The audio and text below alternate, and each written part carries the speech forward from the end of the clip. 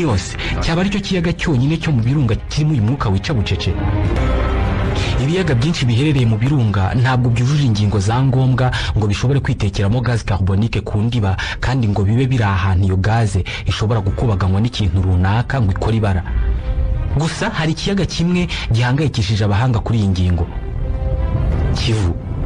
Nibyo wabyumvise neza, ikiyaga cya Kivu giherereye ku mupaka w'u Rwanda na Repubulika ya Demokarasi ya Kongo ni kimwe mu biyaga biri kuri iyi si birimo ibyago byo kuzamura gaze carbonique ishobora kwica amamiliyoni y'abantu bagituriye. Ikiyaga cya Kivu ni kinini inshuro 200 kurusha Niyose, kandi kibitse dioxide de carbone yivanze n'amazi ikubye inshuro 1000 kurusha iyo mu kiyaga cya Niyose, nk'uko bivugwa na bamwe mu bashakashatsi. Hakiyongeraho kuba giherereye hafi y'ikirunga kikiruka Nyiragongo. Ntawe bidahagije, abantu barenga miliyoni 2 batuye kandi bakorera hafi cyangwa se kuri iki kiyaga. Ku itariki ya 17 z'ukwezi kwa mbere mu 2002, ibyuma byinshi bifata amashusho byo mu isi byafashe amwe mu mashusho mabi y'ibiza kamere muri aka karere k'ibiyaga binini. Iruka ry'ikirunga cya Nyiragongo. Twebwe ababirebaga ku mateleviziyo tunumva imitingito, twari duhangayikishijwe n'ubuzima bwacu ndetse n'ubwabegereye ikirunga cya Nyiragongo. Nyamara abahanga mu birebana n'ubumenyi bw'ikirere bo bari bahangayikishijwe n'uko ikindi cyago gishobora guturuka muri iri ruka ry'ikirunga kigahitana amamiliyoni y'abantu bari barokotse iryo ruka. Bwana Bill Evans akorera ikigo cya Leta Zunze Ubumwe za Amerika gikora ubushakashatsi ku biza kamere bishobora kwibasira isi. Abantu bose batekereje ko iki ari ikiza gikomeye cyane, ariko mu buryo busa n'ubutangaje abantu bari begereye kiriya kirunga bagize amahirwe menshi. Njyewe ubwo nabirebaga nahise ntekereza ko iri yari intangiriro y'urupfu rw'amamiliyoni y'abaturage. Batekerezaga ko iruka rya Nyiragongo ryashoboraga gukangura umwicanyi uryamye ku ndiba y'ikiyaga cya Kivu. Ikirunga cya Nyiragongo giherereye ku birometero 18 uvuye ku kiyaga cya Kivu. Iki ni kimwe mu biyaga binini kandi birebire muri Afurika. Iki kiyaga kinacumbikiye indi gaze itari dioxide de carbone, gaze nayo iturika kandi kica, metane. Kuva mu myaka ya za 80 urwengero rwa Bralirwa ruyikoresha mu gukora ibinyobwa. Umushinga Leta y'u Rwanda yanashatse kugeza ku yindi ntera hagamijwe kwigaze ikoreshwa mu nyungu z'abanyarwanda, ariko kandi kanakurwa muri iki kiyaga kubera ibyago ishobora guteza. Kubirebana na dioxide de carbone, hari abashakashatsi bavuga ko ingano yayo iri mu Kivu ari nto ugereranije n'iyari muri Niyose. Ni bamwe mu bashakashatsi. Uyu munsi ndetse no kuva twamenya Kivu tukizi nk'ikiyaga gituje cy'ikinyamahoro, gusa hari abashakashatsi bemeza ko Kivu nayo yigeze guturika mu myaka ya kera cyane tutaraza ku isi. Mu mwaka w'1971 umushakashatsi mu by'ibiyaga Robert Heki, umwarimu muri kaminuza ya Waterloo muri Leta Zunze Ubumwe za Amerika, yaje ku kiyaga cya Kivu gushakisha bimwe mu bimenyetso by'imibereho y'iki kiyaga yo mu myaka yashize. Yakuye isayo ryo muri iki kiyaga ryamuhaye isura y'iki kiyaga mu myaka 1000 ishize. Mu gupima iryo sayo yabonye ko mu myaka 1000 ishize hari igihe ibinyabuzima byose byo mu Kivu byigeze gupfa, bisa naho gaze yo muri iki kiyaga nayo yigeze gukora nk'ibyo Niyose yakoze. Twavuga ko bishoboka ko buri myaka 1000 iki kiyaga cyagiye giturika, gusa ikintu cyagiye giteza iryo turika ntabwo tukizi. No guturika ubwabyo kugeza ubu nta wavuze ko yabibonye. Gusa aba bashakashatsi bavuga ko icyateye iri turika twese twakibonye mu kwezi kwa mbere mu 2002. Ubwo Nyiragongo yarukaga, Professeur George Kleng, umuhanga mu by'ibiyaga wanakurikiranye cyane ikiyaga cya Niyose, yarebaga amashusho yaturukaga mu Rwanda.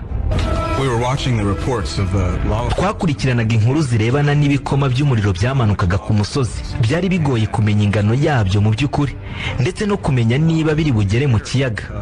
Ibyo bikoma byari biteye ubwoba kuko ubwabyo ni ingufu z'umuriro zitagira ingano zashoboraga kugera mu Kivu zikazamura uburozi burimo. Kubw'amahirwe ibi bikoma byamanutse mu gihe cy'iminsi 3 bihagarara bitageze hasi mu Kivu ahari gaze y'uburozi. Iruka ry'iki kirunga ryari inkuru y'integuza yuko hari ibyago ku ndiba y'ikiyaga. Abashakashatsi mu by'ibirunga bavuga ko nyuma y'iruka rya Nyiragongo mu 2002 hari umututu munini wacitse kuri iki kirunga. Ni umututu muremure mu bujyakuzimu wanyuzemo ibikoma by'umuriro byerekeza aho ikiyaga giherereye, ariko ntibyagera mu kiyaga, ariko umututu wamaze gucika. Ibi bivuze ko iki kirunga cyongeye kuruka, ibyago byo kugeza uwo muriro mu kiyaga cya Kivu bitaba bikiri imusozi, ahubwo byaba biri munsi y'ubutaka. Uyu munsi hari inzira yo munsi y'ubutaka ishobora kugeza ibyo bikoma by'umuriro ku ndiba y'Ikivu binyuze munsi y'ubutaka nyine.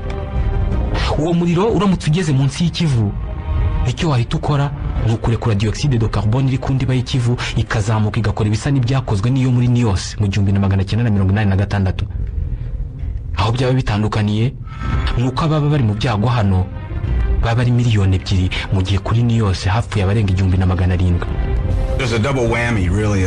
Hari ibyago by'amoko abiri bifitanye isano na gaze yo mu Kivu. Ibikoma bya Nyiragongo biramutse bikigezemo, habanza kuzamuka metane, kandi metane yari nyinshi iraturika. Birumvikana icyo gihe habaho iturika mu kiyaga. Ibyo byakurikirwa na gaze ya dioxide de carbone yahita izamuka igaheza umwuka w'abantu baturiye ikiyaga. Ngiyi impamvu uyu munsi hatangiye gukorwa ibikorwa byo kwirinda ko ibi byazigera bibaho. Inzira nziza yo kwirinda ibi ni ugukura mu Kivu iyi gaze, aribyo leta y'u Rwanda yatangiye gukora. Bwana Bill Evans, muramwibuka, akorera ikigo cya Leta Zunze Ubumwe za Amerika gikora ubushakashatsi ku biza kamere bishobora kwibasira isi. Gukurura gazi igakurwa mu Kivu ni ibintu bigoye bitewe n'uko ari ikiyaga kinini kurusha Nios kandi kikaba kirekire cyane. Ni ibintu bisaba ubushakashatsi buhagije kugira ngo hamenyekane uburyo bwo gukoresha. Gusa ni ibintu bishoboka igihe hakoreshwa amatiyo ahagije yakura iyo gazi ikava mu kiyaga cya Kivu. Ibi byarakozwe. Kuva mu kwezi kwa gatanu mu mwaka wa 2016 hari ikigo cy'abanyamerika cyitwa Contour Global ku bufatanye na leta y'u Rwanda batangiye umushinga wiswe Kivu Watt. Hakoreshejwe miliyoni 200 z'amadolari nk'uko biri mu nkuru ya MIT Technology Review yo ku itariki ya 16 z'ukwa gatanu mu 2016. Uyu mushinga ufite urugomero rukura amashanyarazi muri iyi gaze, rukaba urugomero rwa mbere ku isi muri ubu bwoko. Ni urugomero rugomba gutanga megawati 26 z'amashanyarazi.